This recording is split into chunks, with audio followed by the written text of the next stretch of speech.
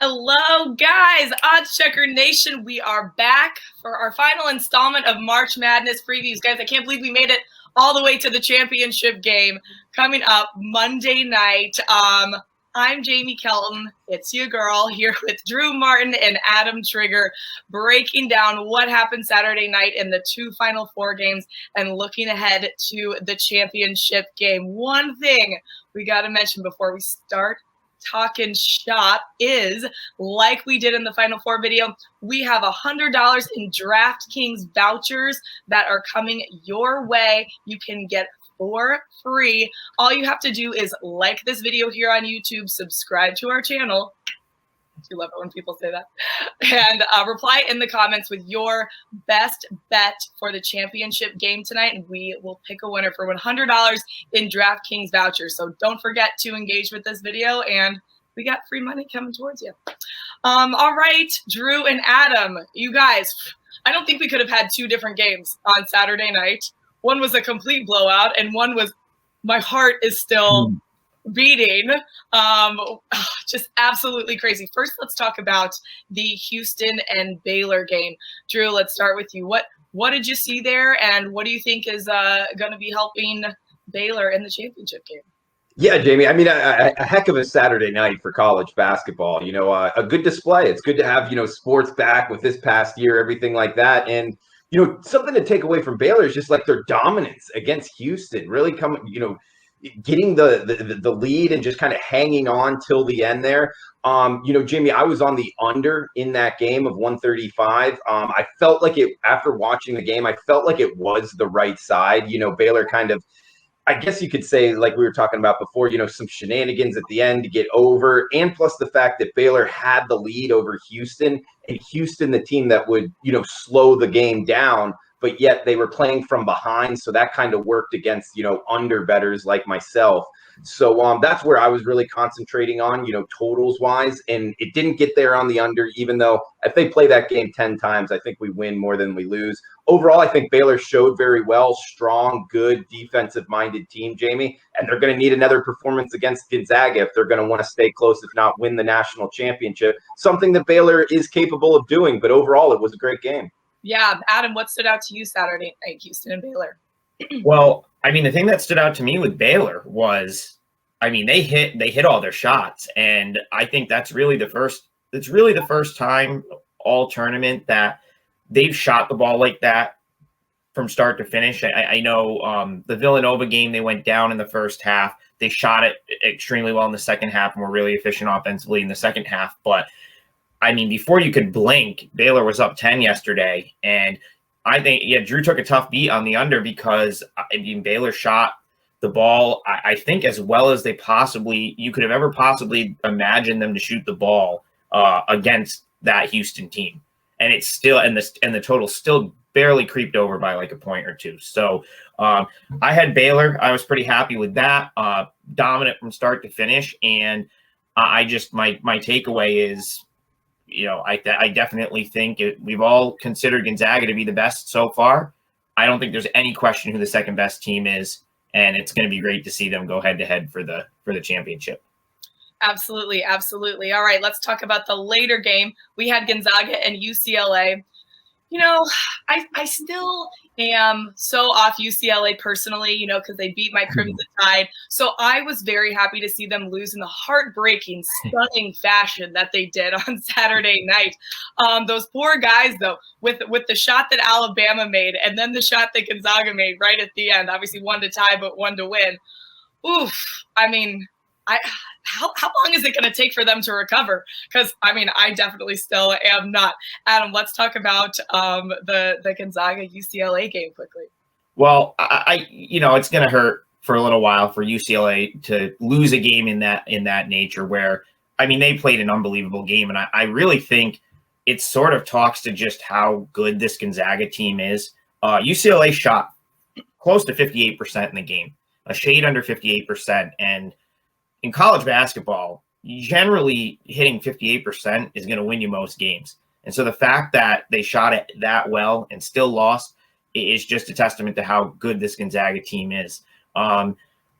just a great run for UCLA. I think we mentioned on the last video, they were really without two of their 5 starters that they expected to have at the beginning of the season. And one of those players was a Pac-12 Player of the Year candidate in the preseason. So a really good effort from UCLA, a great run. It's something that no one is ever going to forget, this run for UCLA, and that shot we will see over and over for years to come. But again, it was just Gonzaga just being that much better to be able to get it done the way they did, while a team played absolutely the best game they could have possibly played. It was just really impressive stuff out of Gonzaga. Yeah, like we talked about on our last video, I was saying that the UCLA team to me is just so mentally tough and relentless. And I don't think anybody's kept it that close with Gonzaga basically the whole season. I mean, now there's only been one game that they have, well, now 2 games that they haven't won by less than double digits. So tremendous effort by them. But Drew, is there anything that you saw new from Gonzaga that you're like, oh, this is going to be an interesting take for Monday night? Well, I mean, Jamie, it would point towards just, March Madness in the fullest. UCLA came into this tournament, losing their last 4 games. It's questionable. Should they even be in the tournament? Well, I think that they've proven that, Jamie, having to play in that first 4 game against Michigan State. And don't forget this next year and the next year after that. And I know Adam and I have talked about this off camera. Of those teams that play in the first 4 matchup, look to bet on them again, even though they're coming from, the 11 or the 12 seed and usually having to play a more talented team, at least, in the eyes of the odds makers. They've already played on the floor. And sure enough, they came back winning against BYU. And then the road to get all the way to Gonzaga was very, very impressive how they've been playing. Now, against Gonzaga, Jamie, one thing I would take away is if you told me there was going to be 74 possessions, I would tell you, Gonzaga is blowing UCLA out. And it really speaks to the way that UCLA was the way that they shot the ball, the way that they played an overall game was the best I've actually seen them play all season long. Hats off to Gonzaga, kind of the same, I guess, form that Adam was saying in terms of it speaks to how good Gonzaga was to be able to beat UCLA on the night that they had. And what can we take away going into the national championship game? Is Gonzaga going to be able to regroup, an OT game? We got free basketball and come back, with only 1 night off and have to play likely the number 2 team in all of college basketball and beat them by more than 4 or 5 points here if you're going to want to cover spreads, which is, the point of the video in terms of finding winners here.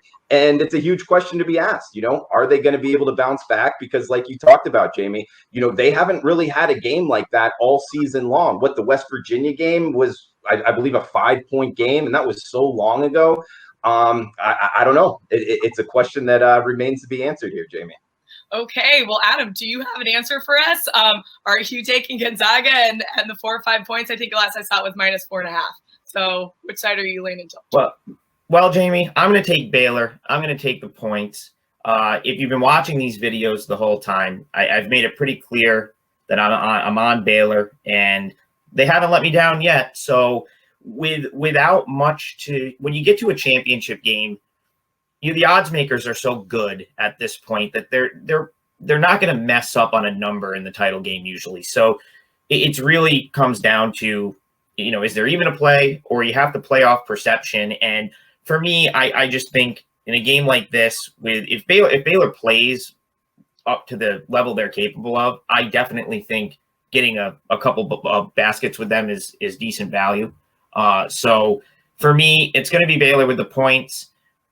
That's just the only way I could bet the side in this game, is to just kind of continue to ride Baylor with the points. And, I think we saw just how good they can be when they make their shots, as they were against Houston. And if you had to point out a weakness for a Gonzaga team that really looks like they don't have one, it would have to be their defense.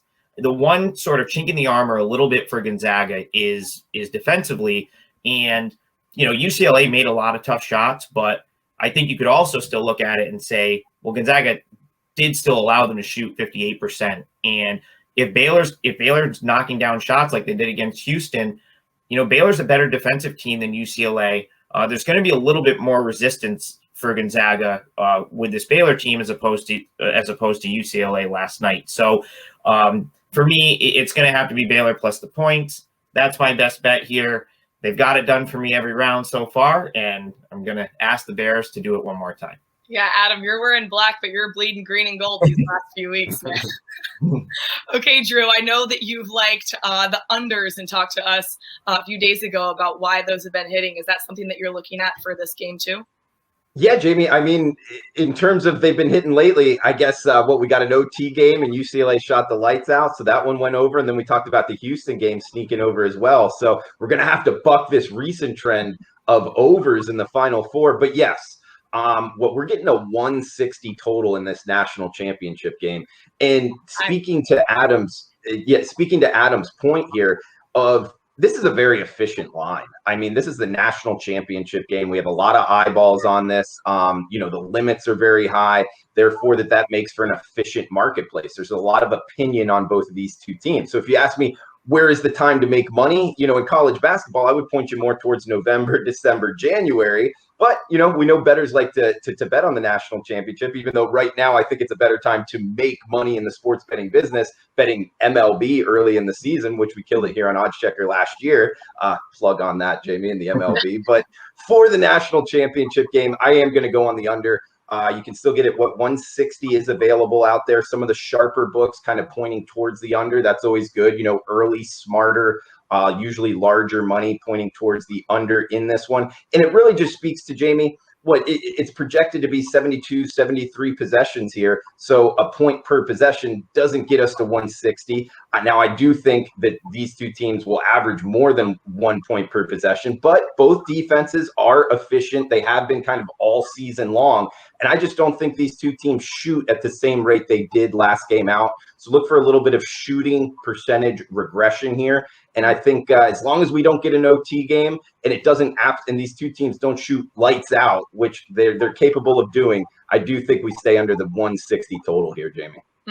Interesting. Well, Adam, I'm going to take the opposite side of you. I'm going to take the lay the points with Gonzaga here. I don't think that they're going to come down to the wire in back-to-back games. That's not who they've been this season. I know Baylor is just, like Drew said, lights out when it comes to shooting, but I got Gonzaga cutting down the net to one shiny moment at the end of the night, Monday night. I mean, Jamie, it's tough to argue with it. Like I said, we're at the final, and this season has been really a crazy season, and it's been, it was a letdown in a lot of ways for a lot of teams. COVID pauses, the Ivy League not even playing. It really was like a disappointing season in a lot of respects for, depending on who you're a fan of or what college you support. But I definitely think we're getting the reward with this game as the final. I really don't think you could ask for a better matchup and a higher anticipated matchup than Baylor and Gonzaga. These two teams were supposed to play in December. It got called off because of COVID, and they would have been 1-2 at that time as well when that game got canceled. So the fact that we're going to get it now for the title, two best teams, which it's starting to look like by quite a bit. I mean, it's a great way to end a pretty wild season. So. The basketball gods were looking down on us. Yes, they were. They're like, we're going to give this matchup to the people. Give the people what they want. All right, you guys. I'm so excited for the game Monday night. To all of our viewers here, check out the link below of this video. We've collated the best March Madness info around. Go back, check out our videos all season. We've talked about these teams and all the videos. We're so excited for the game tomorrow night. Happy betting. And for oddschecker.com/US. It's Adam Trigger, Drew Martin, and me, Jamie Kelton. We'll see you guys soon.